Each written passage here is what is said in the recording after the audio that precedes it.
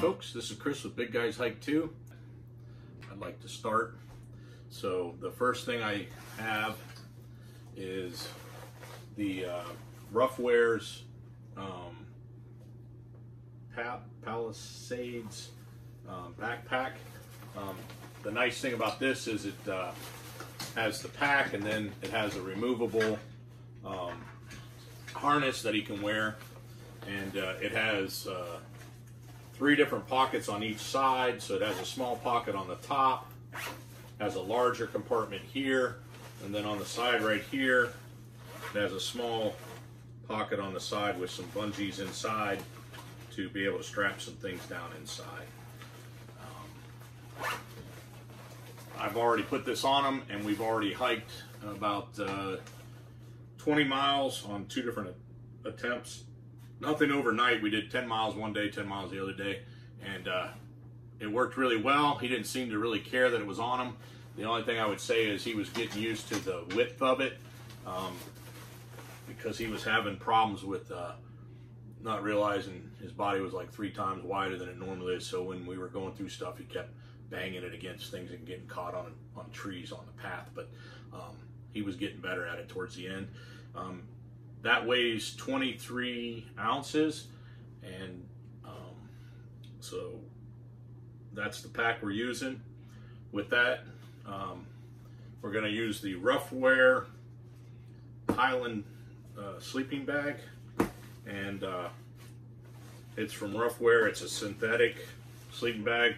They don't really give a cold rating on it, but it stuffs down pretty small, as you saw. And I got the medium for him. As you can see, it's got a zipper on the side that zippers the side all the way open. And it's got a little, it's got on the bottom here, it's got a place where you can put a pad inside, slip a pad inside it. And I'll probably be carrying that in my backpack for him, and that comes in at about 25 ounces. And then you have to buy it separate, but I bought the Highland pad, which this pad folds out, and it's got a waterproof side on the bottom side, it's got a pad on the other side.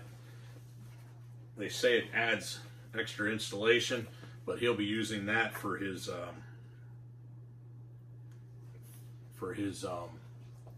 inside his sleeping pad. This will also probably go into my rucksack. And then he has the Rough Wear Summer Shower Raincoat. I got him a large. I had originally got a medium, but I got the large because for some reason the medium only came to about right where his hips started. So his rear end, about that much of his butt was sticking out of the back end of it.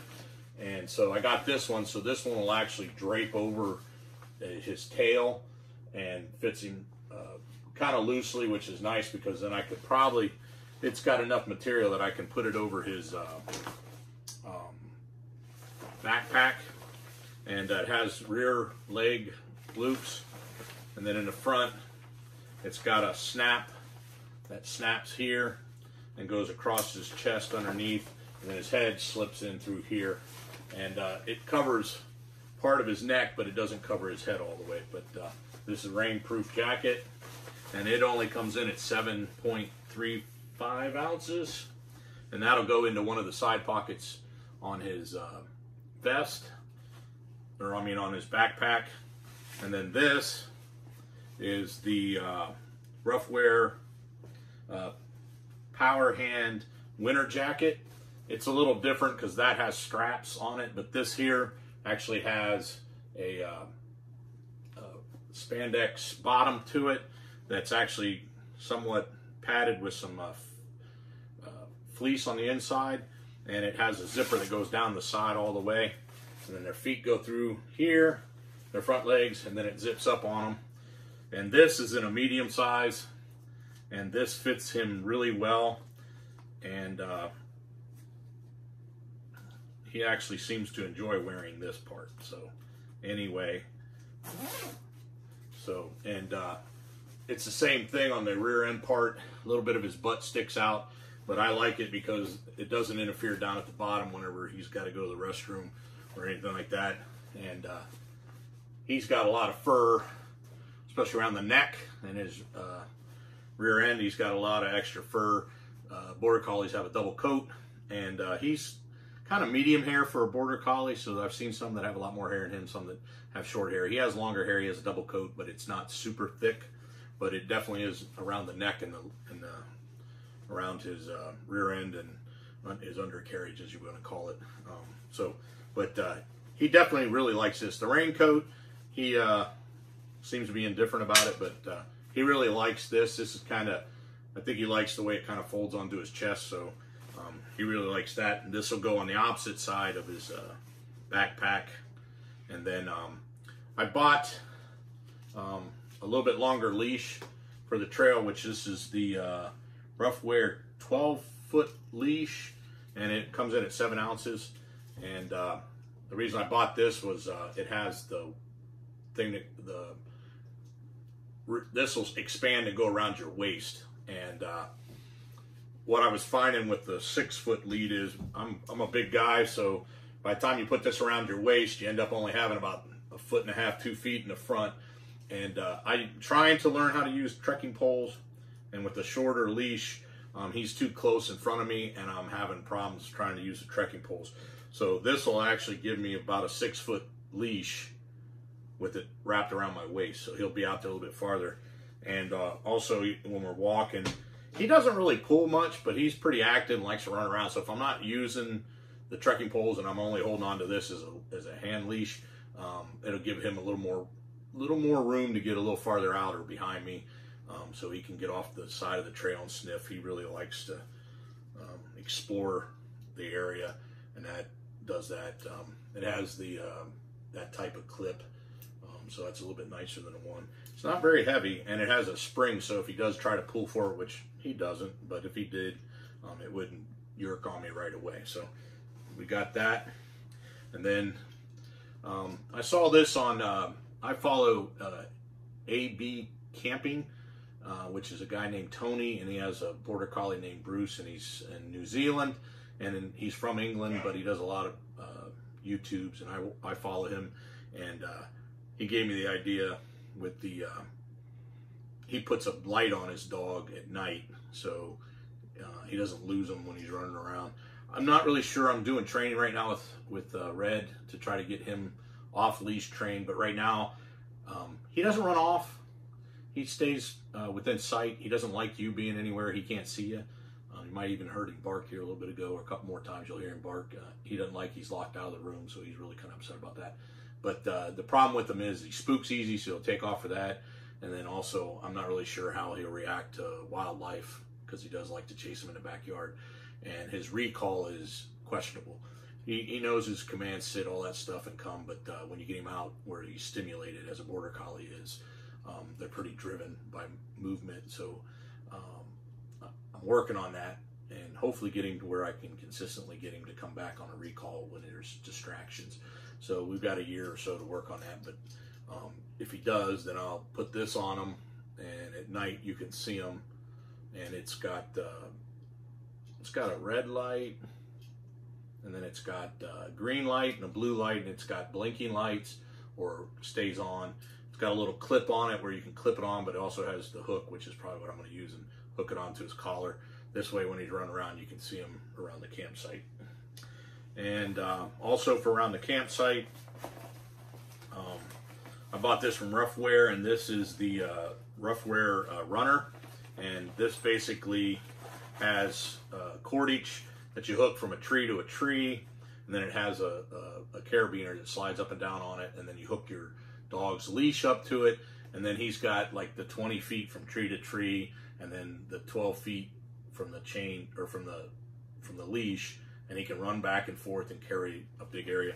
I used this one time we went camping already, and it's really nice because it gives him pretty much, I set it up between the tent and the fire pit, and so he could lay around the fire with us while we were sitting around the fire, and then he could go over and get into the tent, just barely into the vestibule of the tent, and lay down, and that way he could roam around free and really get to do what he wanted to do while we were doing that. And it's hands-free for you, so you don't have him on the leash the whole time.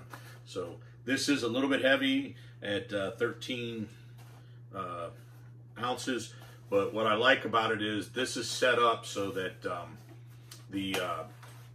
everything stays in the bag, and the actual rope runs through the bag, so the bag will hang on the corner where you hook it up to the tree. And so when you put it together, you don't have that. I had kind of made my own system, but it was all parts, and when you took it apart, the pulley fell off, and then the clips that went around the trees would fall off, and then you had to wind the rope up, and you still ended up having to have some kind of bag to put it in. So I like this because it's a complete unit, comes with it. But it is a lot cheaper to just set it up yourself, and probably lighter if I use lighter cordage, which I use 550 cord, so that was lighter, but I really like the way this is. And then it also has a pouch in the back where you can put put in some extra toilet bag, or bags to pick up their feces when they go to the bathroom out in the woods. And I'm still looking for some, but I'm going to try to get the biodegradable bags. And also, if not, I plan on burying his feces, kind of like mine, but we'll have to follow the guideline based on what area we're in. So that's with that. And then the Rough Rare backpack came with 2 water bladders. They only weigh 1.23 ounces each, and they go in. They fit into one of the pouches on the side, specifically in the one of the 3 packs, the smallest patch in the pack, and you can put them on both sides to keep it balanced. And that's kind of nice if we have to go a longer distance with the thing.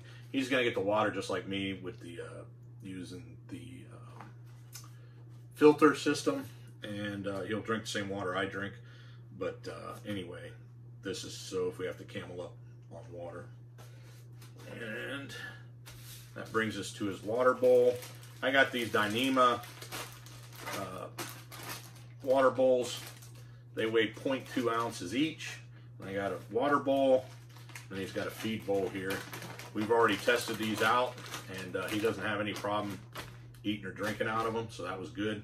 And these will weigh hardly anything at all, and they pack up, as you can see, extremely small, and they'll go into his backpack as well. So that's those.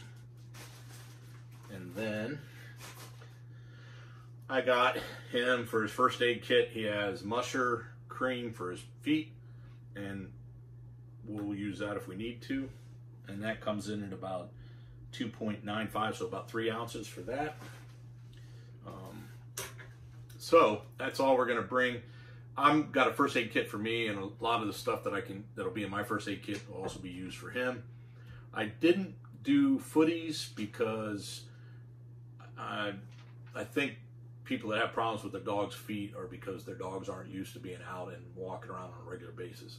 Wild animals walk, especially wolves and things like that, walk long distances all the time, and they don't have any issues over the same terrain that we're going to be going over. And they walk several miles at times, and so we're going to start out without using the footies. If I have to get footies, if he starts having problems, but he's been able to do 8 miles a couple days in a row with no problems. We go out hiking all the time and walking all the time together, so when I go for walks, he goes for the walks with me. When I go for hikes, he goes for hikes. He walks on asphalt, he walks on sand, stones, the paths, rooted paths, all that stuff. He's walked on all that stuff. Doesn't seem to have any problems. I've never seen any sores on his feet. We check his feet every night, and he seems to do pretty good with that. So we'll see as we go on that. If we have to get footies, we will. But I just think that as long as his feet are tough, he shouldn't have any problems. And some of the other items, we're going to test it out in the weather. Winter's coming down here pretty shortly. So when the weather gets cold, we'll go out and see For his sleeping bag, if it gets too cold, I probably will buy a insulated one of the fold up, like the Neo folding sleep pad, and maybe cut one down for him. I do have a pad, a seat pad in the back of my backpack from from, oh my goodness, I forgot the name. It's Mimosa Gossamer Gear, and I have the pad for that. So that's a sit pad. I could put that underneath there and double that up underneath it if I had to in a crunch right now. But if I find that the pad that comes with the sleeping pad is not the thing. Same way, if it gets cold, he can use my puffy as a second layer on the outside of the sleeping bag to keep him warm. I use the Enlightened equipment sleeping bags. I have a 0 bag and a 20-degree bag. So I do not foresee, and I'm a hot sleeper, so I really don't foresee having to wear a puffy anytime for myself under the covers. I was in the military and did a lot of time in the field and slept with far less quality sleeping bags, to say the least. And I slept always in my underwear and t-shirt, and didn't have any issues down to like negative 20 degrees. So I don't think I should have any problems with a nicer quilt and a really good quality sleep pad. So he'll be able to use that. And if not, then I'll have to adjust from there and get. I do have a goose down kilt from Enlightened equipment, and I could bring that along, and then he could use that if I had to use the puffy. So I do have some options with that, but we'll address it as we go along. All the gear that I just mentioned comes out to 6 pounds 5 ounces, and that includes the leash, which I don't think counts towards the weight on the backpack. And Red weighs 40 pounds, so 10% of his body weight would be 4 pounds, 15% would be 6, and 20 pounds would be 8, or 20% would be 8 pounds. I have been told anywhere from 10 to 20% of their body weight's what they should carry.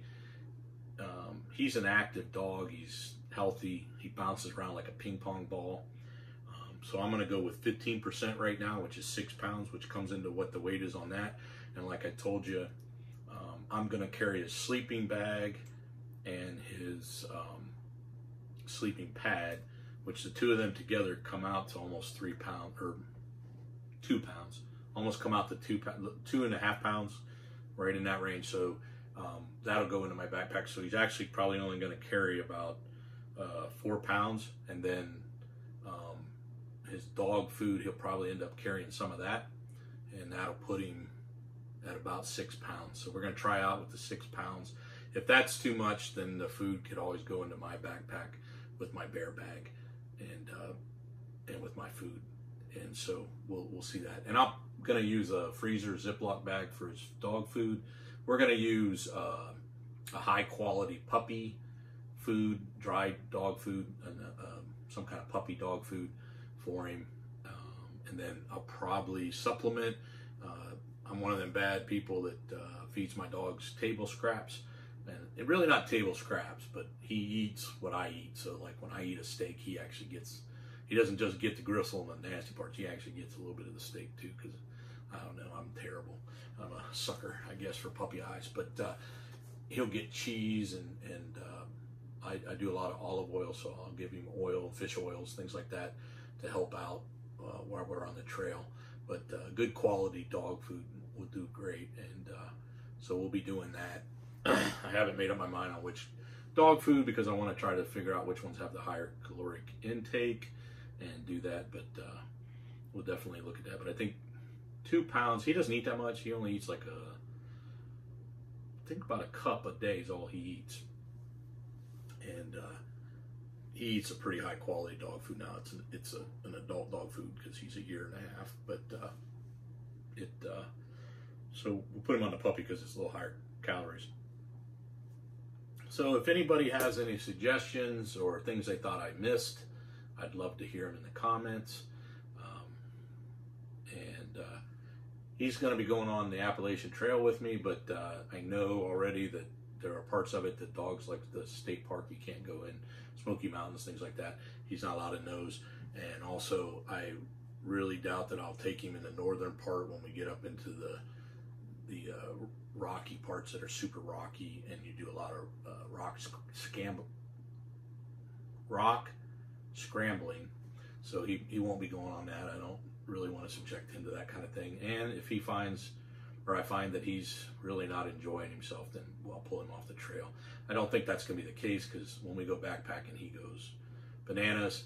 And tell you a little funny story while we're towards the end here is when I got some of this gear in, I got all excited and I opened it up and I showed it to him, and I put it on him to try to fit him, just make sure it fit right.